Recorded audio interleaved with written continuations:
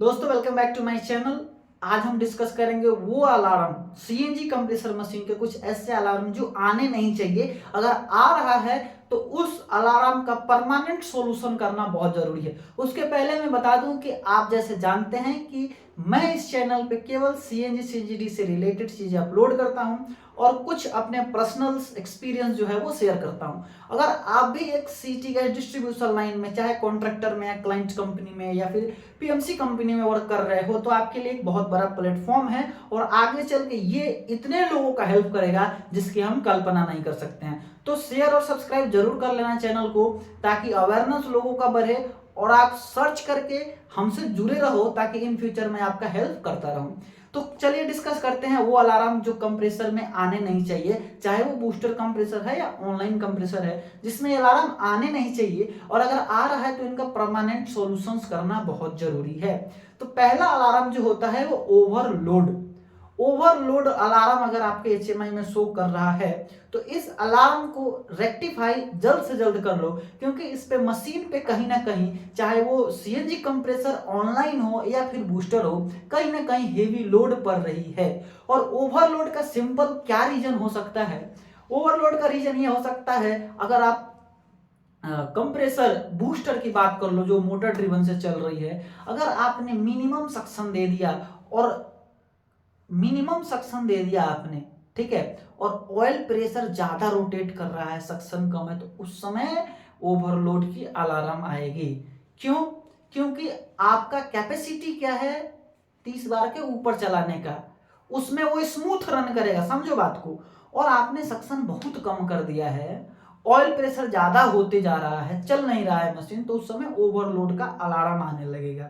ठीक है, वैसे ही अगर आप ऑनलाइन में कर रहे हो तो कैपेसिटी उसकी जो है उसके रेंज में दोगे तो ठीक है, नहीं तो ओवरलोड का अलार्म आएगा। तो उस अलार्म को रेक्टिफाई करने के लिए प्रॉपर मेंटेन रखना है आपको सक्शन और लाइन जो वोल्टेज आ रही है, और उसको आपको देखना है कि ये ज्यादा से मतलब ज्यादा पावर कंज्यूम तो नहीं कर रहा है, तो ओवरलोड अलार्म आना नहीं चाहिए। आ रहा है तो ये प्रोसेस है, आप रेक्टिफाई कर लो। ठीक है, सेकेंड अलार्म क्या आता है? Temperature high.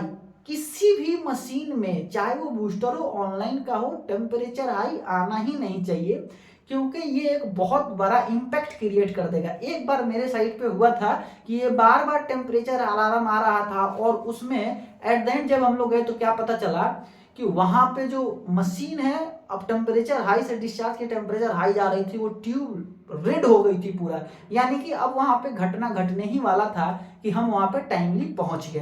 तो ये अलार्म नहीं आनी चाहिए। दूसरा होता है सीएनजी बूस्टर कंप्रेसर में आता है वाटर प्रेशर लो।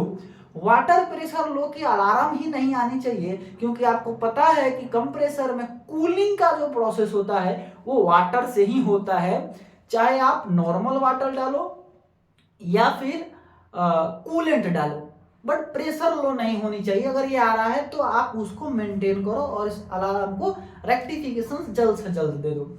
तीसरा जो अलार्म आता है ऑयल प्रेशर लो या फिर ऑयल लेवल लो। दोस्तों ये अलार्म आना ही नहीं चाहिए मशीन में, क्योंकि आपको पता है कि सारा लुब्रिकेशन सिस्टम जो है वो ऑयल से ही चलता है, चाहे वो ऑनलाइन कंप्रेसर का हो या फिर बूस्टर कंप्रेसर का हो। बूस्टर तो हाइड्रोलिक प्रेशर पे ही चलता है। तो ये अलार्म आ रहा है तो इसका जल्द से जल्द ऑयल टॉप अप करके रेक्टिफिकेशन कीजिए, वरना आपके मशीन में काफी बड़ा इंपैक्ट क्रिएट हो सकता है।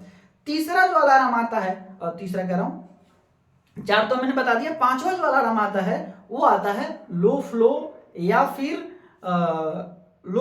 CO2 empty. ये जो दो अलार्म है कभी भी नहीं आनी चाहिए, क्योंकि अगर आपका लो फ्लो आ रहा है तो लो फ्लो में आपकी जो मशीन है इफिशियंसी उसकी कम हो गई, इसको आप मेंटेन करो, नहीं तो कंजप्शन ज्यादा होगा।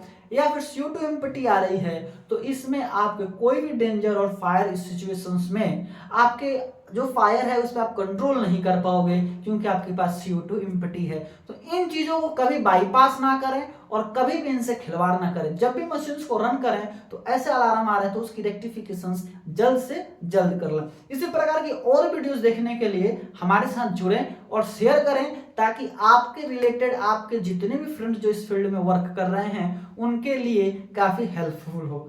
Thank you.